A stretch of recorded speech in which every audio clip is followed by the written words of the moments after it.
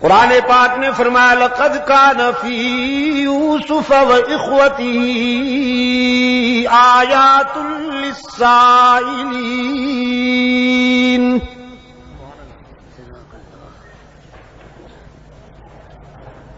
زندگی کی تلخیوں سے گھبرائے ہوئے لوگوں کے لیے بہت ساری عبرتیں پنہا ہیں اس بات میں.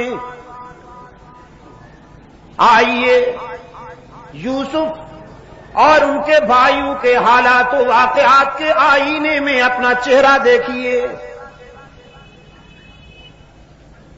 آپ بہت گھبراتے ہیں حالات کی تلخیوں سے، لیکن سوچئے اللہ کے برگزیدہ بندوں کو کن حالات سے گزرنا پڑا. لقد كان في يوسف وإخوته آيات للسائلين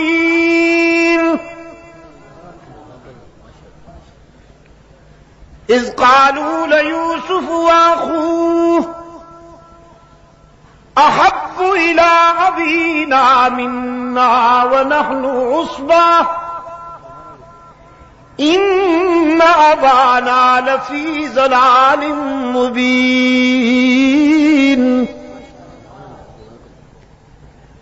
قصور دیکھیے، حسد کے بیماروں نے سب سے بڑی بات یہ کی ہم پرانے ہیں، ہم بڑی جماعت ہیں، اور یہ ایک ہے عمر میں بھی ہم سے چھوٹا ہے.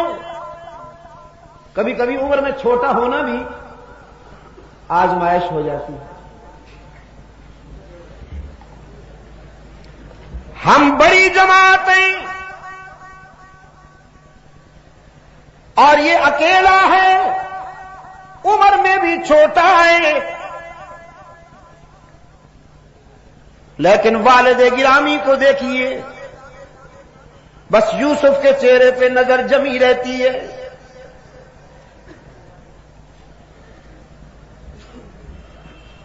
ان سے دامن بچانے کی بس ایک ہی صورت ہے کہ قتل کر دیا جائے اسے، یا دنیا کے کسی ایسے کونے میں پھینک دیا جائے کہ یعقوب یوسف کی صورت ہی نہ دیکھ پائیں.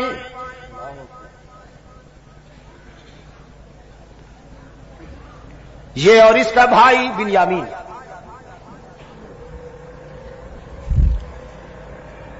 قال قائل منهم لا تقتلوا یوسف. یہ بھی قانون فطرت ہے. جب کسی مظلوم کے لیے دشمنی ہوتی ہے تو دوستی کی کوئی نہ کوئی کرن ضرور روشن ہوتی ہے. میں نے رات بھی کہا تھا، فرعون نے جب حضرت موسیٰ علیہ السلام کے بارے میں یہ ارادہ کیا کہ اسے قتل کر دیا جائے تو آسیہ ساتھ بیٹھی تھی. انہوں نے جرح کی، پرپوزل دیا کہ تمہیں غصہ آ گیا ہے ان پر، وہ تو بچہ ہے ابھی تک، اس کو پھول اور انگارے میں فرق نہیں معلوم. یہاں بھی اسی حلقے سے ایک آواز آئی،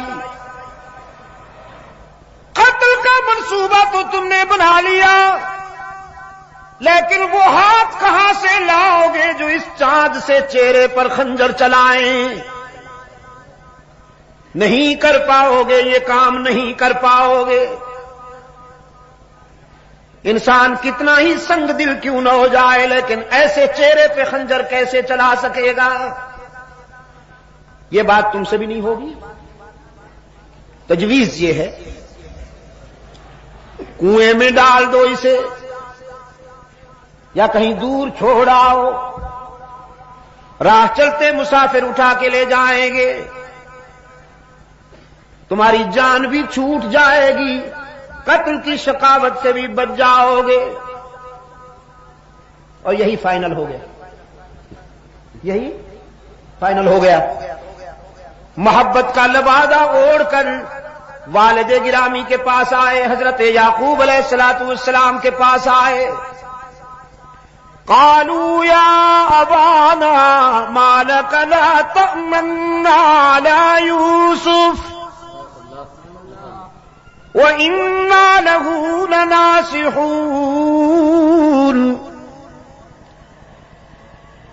آتے ہی حضرت یعقوب علیہ السلام کی خدمت میں کہنے لگے حیرت ہے کہ آپ ہم پر اعتماد کیوں نہیں کرتے، حالانکہ ابھی عدم اعتماد کی کوئی بات ہوئی ہی نہیں تھی، کوئی نان کانفیڈنس کا ابھی تک نقشہ سامنے آیا ہی نہیں تھا.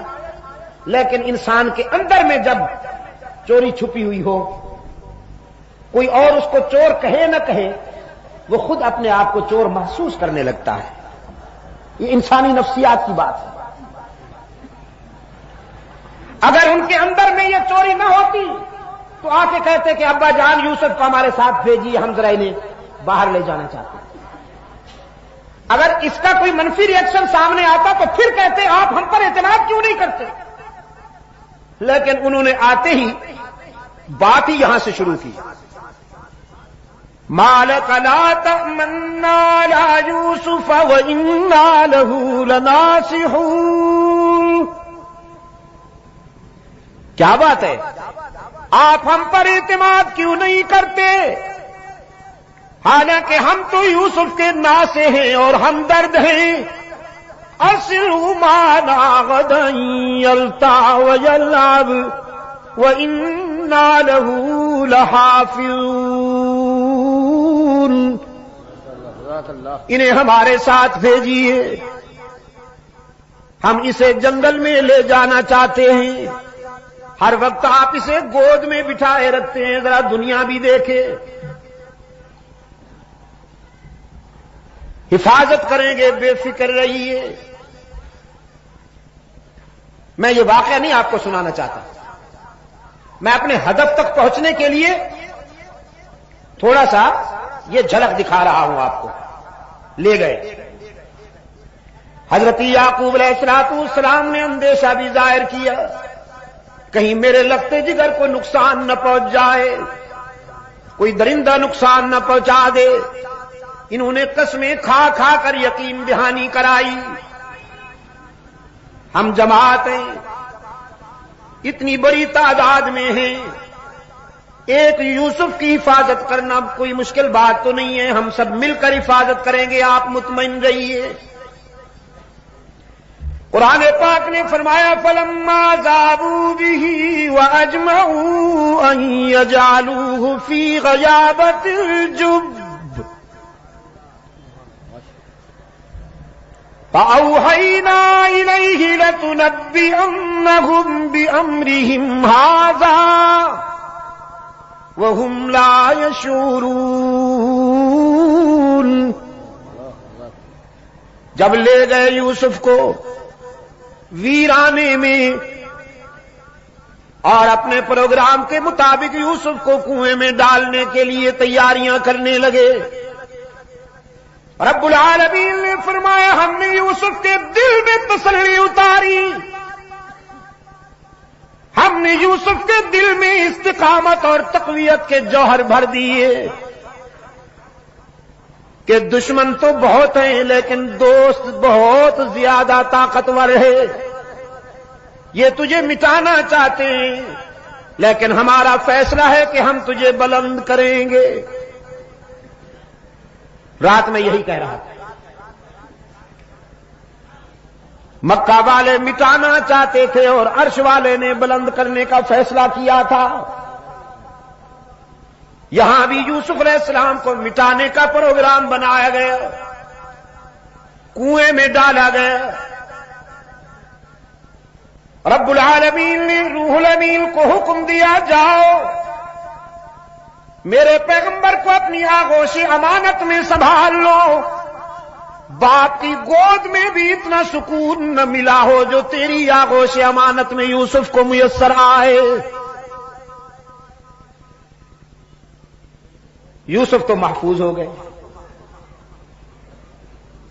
کنویں میں جا کر یوسف پشاور کے بے زبانوں محفوظ ہو گئے. کنویں میں جا کر یوسف تو محفوظ ہو گئے. اور برادری، خون چھپانے کے لیے، جرم چھپانے کے لیے ناٹک رچایا۔ یوسف علیہ السلام کا کرتا اتار لیا تھا، اس پہ خون ملا، مصنوعی خون، کسی جانور کے خون سے وہ کرتا رنگین کیا، پھر اسے لکڑی پہ اٹھا کر علم بنایا۔ کیا بنایا؟ علم بنایا۔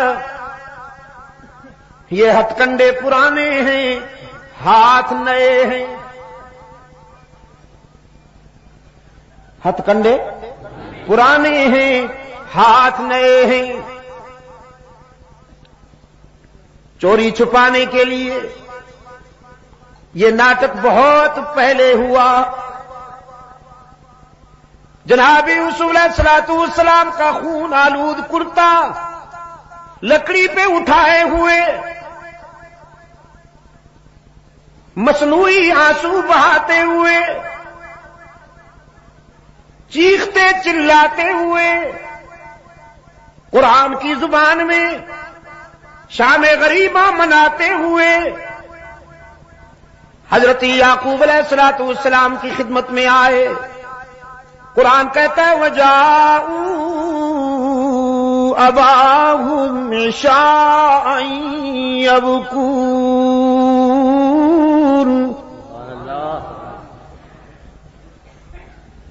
روتے چلاتے ہوئے یعقوب علیہ السلام کی خدمت میں آئے۔ قالوا يا أبانا إنا ذهبنا نستبق وتركنا يوسف عند متاعنا فأكله الذئب وما أنت بمؤمن لنا ولو كنا صادقين۔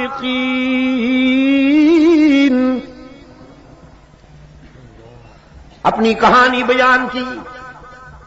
ابا جان، خطرہ یہ ہے کہ آپ ہماری بات مانیں گے نہیں، حالانکہ ہم محب اور سچے لوگ ہیں، محب اور سچے لوگ ہیں۔ انا ذهبنا نستبق وتركنا يوسف عند متاعنا فأكله الذئب، ہم یوسف کو لے گئے ویرانہ میں، ہم تو کھیلنے میں لگ گئے، بھیڑیا کم بخت آیا، کھا گیا ہمارے بھائی کو۔ کیا کرتے ہم، پتہ ہی نہیں چلا۔ قرآن کریم نے فرمایا اپنے دعوے کے ثبوت کے طور پر وہ کرتا پیش کیا حضرت یعقوب علیہ السلام کی خدمت میں۔ وَجَاءُوا عَلَىٰ قَمِيصِهِ بِدَمٍ كَذِبٍ، جناب یعقوب علیہ السلام کے سامنے جب یوسف کا کرتا پیش ہوا تو بڑے غور سے دیکھا کرتے کو، ہر جانب سے، ہر زاویے سے اسے پرکھا، فرمانے لگے کوئی پڑھا لکھا بھیڑیا تھا، قوم کا فارغ التحصیل،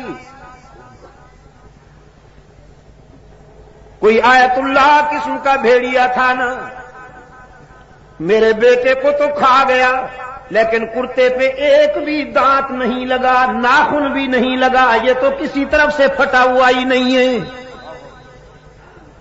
کوئی کوالیفائڈ بھیڑیا تھا، پڑھا لکھا بھیڑیا تھا، شاید اس نے پہلے کرتا اتار کے رکھ دیا ہوگا، پھر میرے بیٹے کو کھا گیا ہوگا، اس کے بعد پھر خون ملا ہوگا۔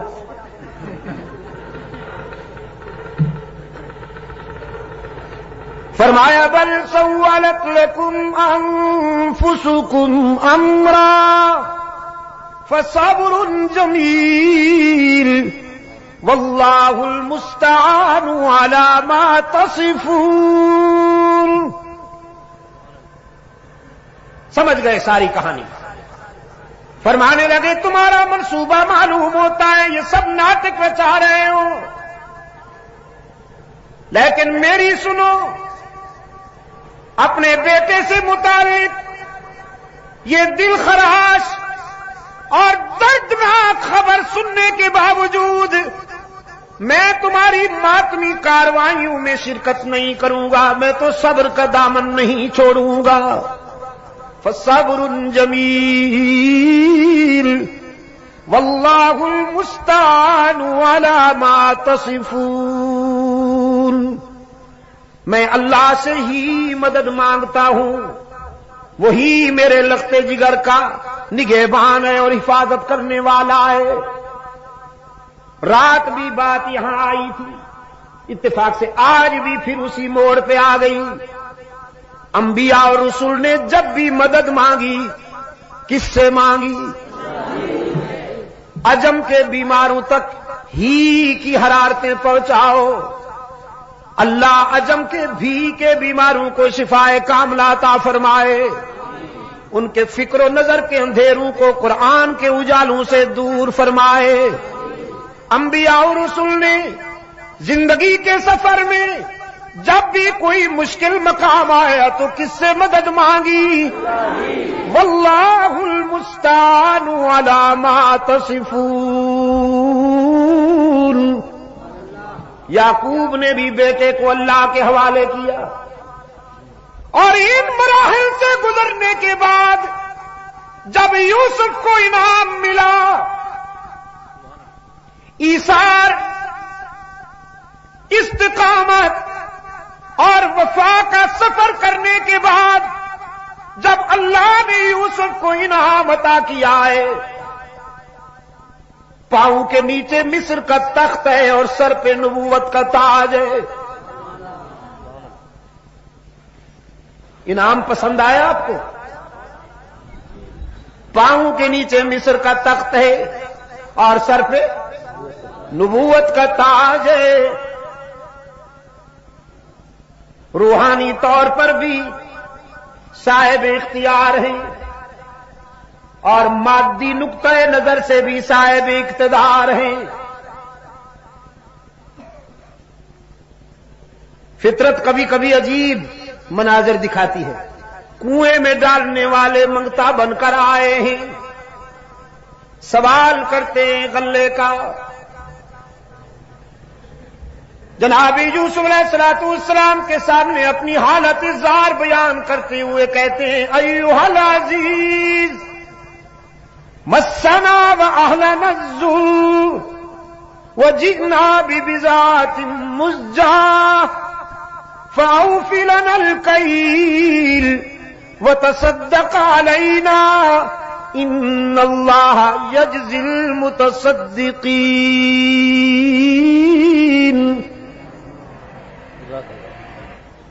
شاہ مصر، ہم بھوک اور افلاس میں اکتائے ہوئے ہیں، مبتلا ہیں، تیرے جود و سخا کے چرچے سن کر حاضر ہوئے ہیں، ہمارے حال پہ رحم کیجئے، ہمیں غلہ عطا کیجئے، ہم جس کا معاوضہ دینے کی پوزیشن میں بھی نہیں۔ جناب یوسف علیہ السلام نے فرمایا داد و دہش کی بات بعد میں ہوگی، دینے دلانے کی بات بعد میں ہوگی۔ هل علمتم ما فعلتم بيوسف واخيه اذ انتم جاهلون۔ پہلے یہ بتاؤ تم نے یوسف اور اس کے بھائی کے ساتھ کیا کیا تھا، یہ پہلے بتاؤ۔ اور ان بیچاروں کو پہلے بھی شبہ تھا، چہرے کے زاویے بار بار دیکھتے تھے، تجسس تھا، سسپنس تھا کہ یہ چہرہ تو دیکھا بھالا ہے، یہ تو وہم و گمان میں بھی نہیں تھا کہ یہ وہی ہے جس کو کنویں میں ڈال آئے تھے ہم، لیکن تجسس تھا کہ یہ چہرہ دیکھا بھالا ہے۔ اب جب اسی چہرے نے اسی کا نام لے لیا جس کے متعلق وہ سوچ رہے تھے تو اب چونکے، کہنے لگے ہم نے کیا کیا تھا یوسف اور اس کے بھائی کے ساتھ یہ ہم بھی بعد میں بتائیں گے، پہلے آپ بتائیے کہیں آپ وہی تو نہیں۔ اِنَّكَ لَأَنْتَ یوسف، آپ کہیں وہی یوسف تو نہیں؟ جناب یوسف علیہ السلام نے نعرہ لگایا انا یوسف، اب چھپانے کی کوئی ضرورت نہیں، اب مشیت ایزدی یہ تھی کہ حقیقت واضح ہو جائے. قال انا یوسف وہذا اخی، الحمدللہ میں وہی یوسف ہوں اور یہ میرا بھائی ہے بنیامین. برادران یوسف نے کہا مگر آپ یہاں کیسے؟ ہم تو آپ کو کنویں میں ڈال چکے، آپ کا ماتمی جلوس نکال چکے، جرم چھپانے کے لیے آپ کے کرتے پر خون لگا چکے، ہم تو آپ کو ٹھکانے لگا چکے تھے، آپ یہاں کیسے؟ سیدنا یوسف علیہ نبینا علیہ تسلیم نے فرمایا قد من اللہ علینا. یہ میں آپ کے دل کی گہرائیوں میں اتارنا چاہتا ہوں. یہاں اپنے دادے کا نام نہیں لیا، باپ کا نام نہیں لیا. تم تو مجھے مٹانا چاہتے تھے لیکن جانتے ہو میں کس کا پوتا ہوں، جانتے ہو میرا باپ کون ہے. نہ دادے کا نام لیا نہ باپ کا، اور اگر لے بھی تو دادا ابراہیم ہے، باپ یعقوب ہے.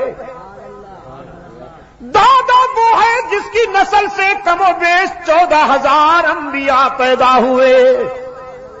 ابراہیم علیہ السلام کی نسل سے کم و بیش 14,000 انبیاء پیدا ہوئے اور انہی کی نسل سے رحمت عالم صلی اللہ علیہ وسلم آئے.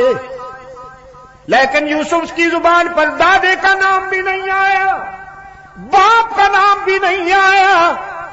کیوں؟ کہ مشکلات میں کام آنا نہ دادے کا منصب ہے نہ باپ کا.